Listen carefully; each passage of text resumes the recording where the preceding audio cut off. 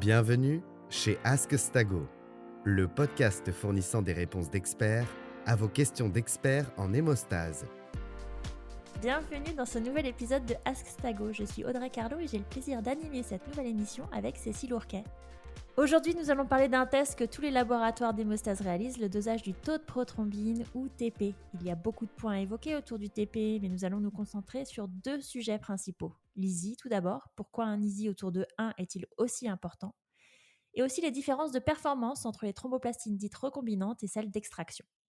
Et nous sommes heureuses d'accueillir Pierre Bourgeat pour discuter de ces sujets avec nous.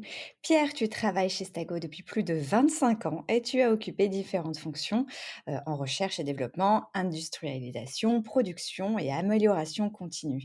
Mais surtout, tu as participé à l'élaboration de plusieurs de nos réactifs de TP dans ces différentes fonctions. Ton expertise variée nous sera très utile pour aborder les questions aujourd'hui. Bonjour Cécile, bonjour Audrey, bonjour à tous. Bonjour Pierre. Alors parfois les sujets les plus courants ne sont pas finalement les plus simples, hein. Et donc avant d'aborder le sujet de la valeur de l'EASY, peux-tu nous redire dans quel contexte on mesure un TP? En effet, commençons par le début. Le temps de Quick, dont dérive le taux de prothrombine ou TP, est un test de coagulation de routine qui permet de dépister la voie extrinsèque et commune de la coagulation, c'est-à-dire les facteurs 2, 5, 7, 10 et le fibrinogène. Un temps de coagulation allongé, donc un TP anormal, déclenchera la mesure spécifique de ces facteurs. Le résultat est généralement obtenu en quelques secondes, puisqu'un temps de quick normal est d'environ 12 à 13 secondes, avec parfois des temps un peu plus longs selon le réactif. Et ce résultat permet donc de dépister si un patient souffre de déficience, qu'elle soit congénitale ou acquise. Alors, on a parlé d'un temps en secondes, mais le TP est souvent aussi rapporté en pourcentage, notamment en France, mais il reste avec le même but, hein. C'est un test de routine qui est souvent prescrit avant une intervention chirurgicale invasive ou pour surveiller tout patient souffrant d'hémorragie à l'hôpital. En effet, ce résultat en pourcentage est également utilisé par certains de nos voisins, comme la Belgique ou l'Afrique du Nord. Mais il est vrai que cette unité n'est pas utilisée partout dans le monde. En plus de cette application sur les désordres de la voie extrinsèque, le TP est également utilisé pour surveiller le traitement anticoagulant oral avec des antagonistes de la vitamine K ou AVK. Et ici, nous allons utiliser l'unité du rapport international normalisé ou INR. L'INR cible habituelle est d'environ 2 à 3 dans la plupart des cas. Elle peut être un peu plus élevée pour certains patients équipés de valves cardiaques, par exemple. Il faut savoir que sur le marché, il existe une grande variété de réactifs de dosage du TP, appelés thromboplastines. Et il faut également comprendre que les résultats varieront selon la composition de la thromboplastine et la concentration et la nature des phospholipides. Comme ces thromboplastines montrent des différences de sensibilité aux déficits en facteurs, l'unité de l'INR a été développée pour standardiser les résultats, quel que soit le système de mesure. En conclusion, il y a deux choses à regarder pour un réactif TP qui sont d'une part l'origine de la thromboplastine et d'autre part l'indice international de sensibilité ou EASI. Et pour nos auditeurs, pour rappel, l'INR est égal au rapport entre le temps de coagulation, le temps de quick de l'échantillon du patient, en secondes, rapporté donc au temps témoin de prothrombine ou MNPT, ce ratio étant ensuite élevé à la puissance EASY. Et si la détermination du MNPT vous intéresse, nous insérerons aujourd'hui dans la description du podcast le lien vers l'épisode dédié que nous en avons fait lors de la saison 1 d'Ask Stago en français. Mais Pierre, revenons sur l'EASY. Peux-tu nous en dire un petit peu plus, s'il te plaît?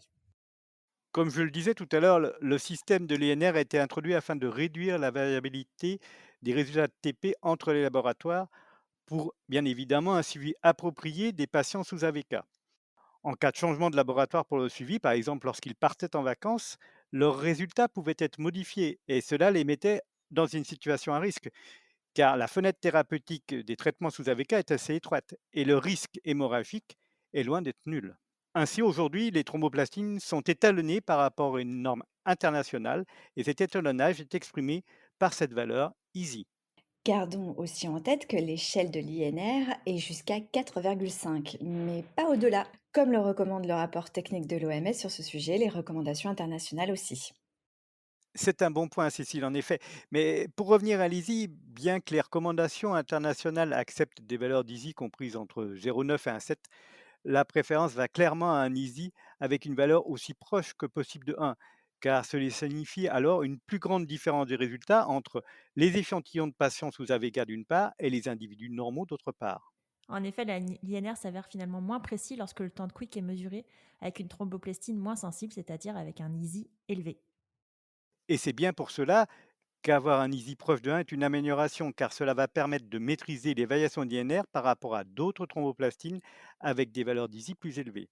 De plus, comme dans d'autres indications que le suivi des AVK, certains laboratoires expriment encore leurs résultats en ratio de TP, soit temps du patient sur temps du témoin.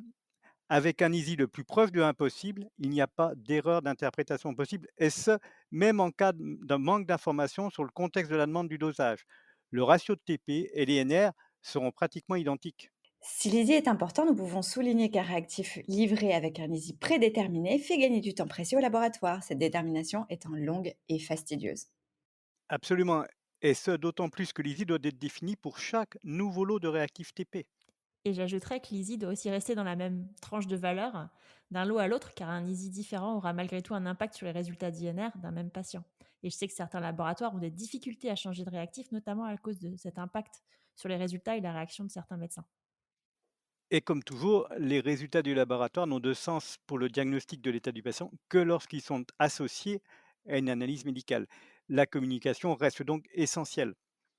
Par ailleurs, beaucoup de recommandations nationales et internationales vont dans ce sens, et comme nous l'avons déjà dit, de nombreuses études prouvent les avantages d'un EASY proche de 1. Et donc nous retenons, Pierre, que de cet échange, il faut vraiment avoir un EASY le plus proche possible de 1. Mais qu'en est-il de la composition des réactifs? Tout à l'heure, tu parlais de la nature des thromboplastines et des phospholipides. Tu peux nous en dire plus? Alors, les thromboplastines recombinantes ne contiennent pas de facteur 7 activé, tandis que les thromboplastines purifiées de tissus animaux ou humains contiennent des traces de facteur 7A. Et ça, c'est un point important, car pour les patients qui reçoivent un traitement anticoagulant oral, comme le facteur 7 a une demi-vie très courte, et si le réactif est trop sensible au facteur 7, on aura alors des variations significatives de la valeur d'INR en raison des variations quotidiennes du facteur 7 dans le corps. Et la stabilisation du traitement est parfois donc plus difficile.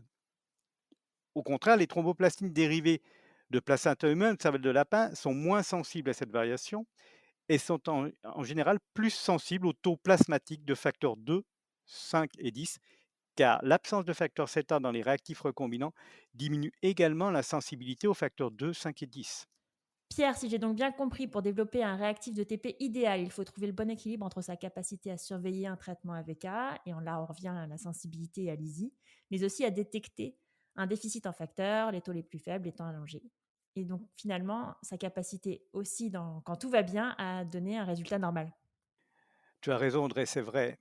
Le réactif thromboplastine il est utilisé pour de nombreuses indications différentes. On l'a dit, la mesure de TP-INR en routine, mais aussi le dosage de facteurs de la voie extrinsèque. Et cet équilibre n'est pas toujours aussi simple que cela à trouver. En plus, il s'agit d'un réactif de routine. Nous devons également faire attention à sa facilité d'utilisation, que le format soit adapté à tous les types de laboratoires, tout en garantissant bien évidemment une stabilité d'utilisation constante, quelle que soit la taille du flacon par exemple, ou en évitant certains stabilisants en raison des risques chimiques ou de contraintes sur les éliminations des déchets. Eh oui, parfois, il faut savoir faire des compromis. Et pour nos auditeurs, je conseille d'aller voir aussi le webinaire Stago avec Ian Jennings, réalisé en 2017, qui parle de la mesure du TP-INR pour la prise en charge des traitements AVK. Cela complète très bien ton propos, Pierre, et le lien sera disponible dans la barre de description du podcast, comme à son habitude. Merci Cécile du conseil et surtout merci Pierre d'avoir pris le temps de répondre à nos questions aujourd'hui et de nous donner la difficulté de ce compromis qu'il faut faire pour développer un bon réactif de TP. Il est temps pour nous de terminer cet épisode. Comme d'habitude, vous trouverez également les références bibliographiques utiles dans la barre de description du podcast. N'oubliez pas que vous pouvez nous contacter à ask@staco.com pour challenger notre équipe et proposer le prochain sujet. Merci à tous pour votre écoute et la suite au prochain épisode. Merci pour votre écoute. Ce podcast vous est proposé par Diagnostic Astago. N'hésitez pas à nous suivre sur LinkedIn ou Twitter et de vous abonner à la série de podcasts Ask Astago sur votre plateforme préférée. Diagnostic Astago, Diagnostic is in our blood.